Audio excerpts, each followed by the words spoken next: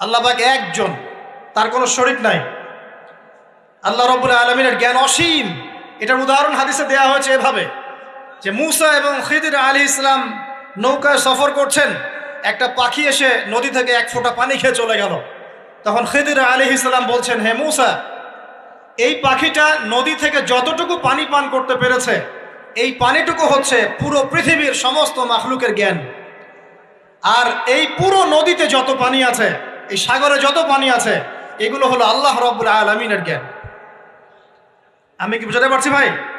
এখন সেই আল্লাহ রাব্বুল আলামিন যখন কোনো বিষয়কে সত্য বলবেন, সেটা সত্য কিনা আল্লাহ পাক এখন বলছেন, আমি জিন আর মানব জাতিকে শুধু আমার ইবাদত করার জন্য সৃষ্টি করেছি। তার মানে জিন সত্য কিনা? আচ্ছা, একটু বলে দেই, মানুষের মধ্যে যেমন ভালো মন্দ আছে, জিন জাতির মধ্যেও কি আছে? ভালো মন্দ আছে। দুষ্ট জিন মানুষের ক্ষতি করার চেষ্টা করে। কি করে ভাই?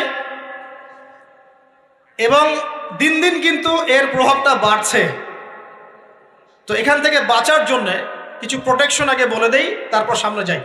প্রত্যেক দিন সকালে এবং সন্ধ্যায় 3 বার করে সূরা ইখলাস পড়বেন। কুল হুয়াল্লাহু আহাদ, আল্লাহুস সামাদ, লাম ইয়ালিদ ওয়া লাম ইউলাদ ওয়া লাম ইয়াকুল লাহু কুফুয়ান আহাদ। সকালে সন্ধ্যায় কয়বার? 3 বার। আর 3 বার পড়বেন সূরা ফালাক, কুল আউযু বিরাব্বিল ফালাক, এই সূরা। আর 3 বার পড়বেন সূরা নাস, কুল আউযু বিরাব্বিন নাস। এটা প্রত্যেক ফরজ নামাজের পর একবার করে পড়বেন আয়াতুল কুরসি। আয়াতুল কুরসি কোন সূরা আছে? কত নম্বর আয়াত? মাশাআল্লাহ, 255। আল্লাহু লা ইলাহা ইল্লা হুয়াল হাইয়ুল কাইয়্যুম, এখান থেকে শেষ পর্যন্ত। আর কি করবেন? রাতের বেলা ঘুমানোর সময় পড়বেন সূরাতুল বাকারা, এর শেষের 2টা বা 3টা আয়াত। লিল্লাহি মা ফিস সামাওয়াতি ওয়া মা ফিল আরদ, এখান থেকে ফানসুরনা আলাল কওমিল কাফিরিন পর্যন্ত।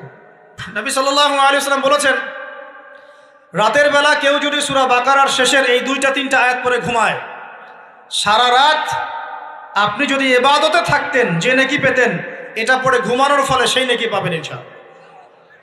এখন বলেন দেখি, কতজনের সূরা বাকারার শেষের 3টা আয়াত মুখস্থ আছে? মাশাআল্লাহ। তো এখন বলেন আমাকে, আল কোরআনের আলো ঘরে ঘরে কি জ্বলবে? বলেন। শোনেন, আমার কথা রাগ করেন না। আমরা তো সবাই চাই যে আল্লাহর কোরআন আল্লাহর জমিনে প্রতিষ্ঠা লাভ করুক, চাই কি না? তাহলে সবার আগে নিজের মধ্যে কোরআন কায়েম করতে হবে। কোথায়? আগে নিজের উপর কোরআন কায়েম করুন, নিজের উপর সুন্নাহ কায়েম করুন, নিজের উপর দিন কায়েম করুন। ইনশাল্লাহ দিন ঘরে ঘরে পৌঁছে যাবে। প্রত্যেক ঘরের মানুষ এই নিয়াত করতে পারি কি ইনশাআল্লাহ যে আমরা সবাই কোরআন পড়া শিখবো ইনশাআল্লাহ? কোরআনের বাছাই করা কিছু আয়াত অন্তত মুখস্থ করবো ইনশাআল্লাহ। পুরা কোরআন তোমাদেরকে মুখস্থ করতে বলছি না, হয়তো অনেকে পারবে না, যারা পেরেছে তারা সৌভাগ্যবান, আলহামদুলিল্লাহ। কমপক্ষে সূরা বাকারার শেষের 3টা আয়াত পারবো না ভাই? আয়াতুল কুরসি পারবো না?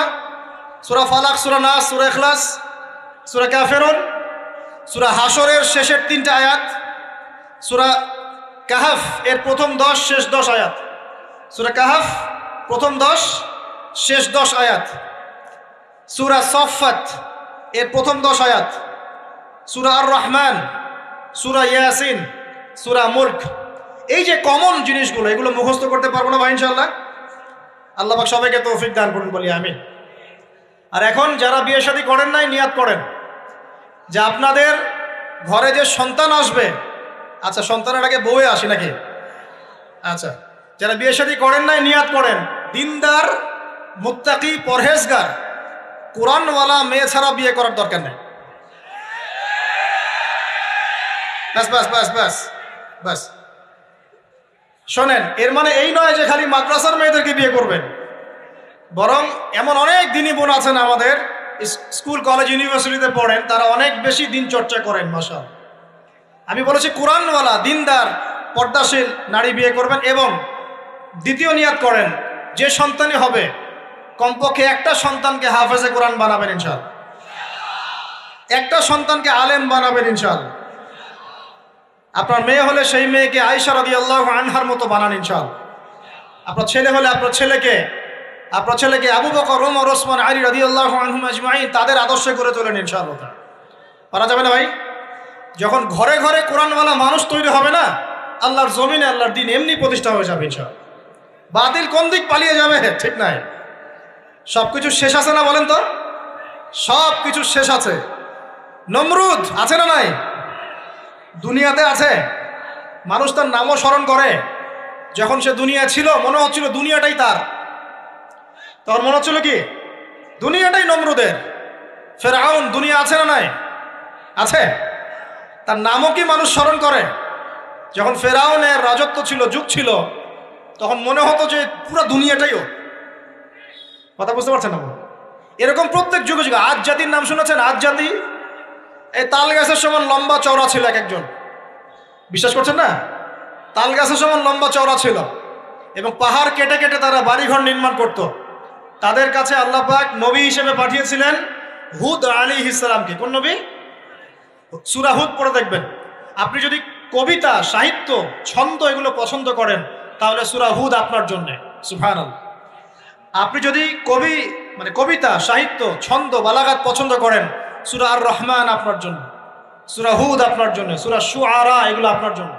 এত চমৎকার কাব্যিক বিন্যাস আছে, মানে কবিতার ছন্দে ছন্দে উপন্যাস ব্যাখ্যা করা হয়েছে বলে। সুবহানাল্লাহ। মানুষ তো কোরআনকে মূল্যায়ন করে না।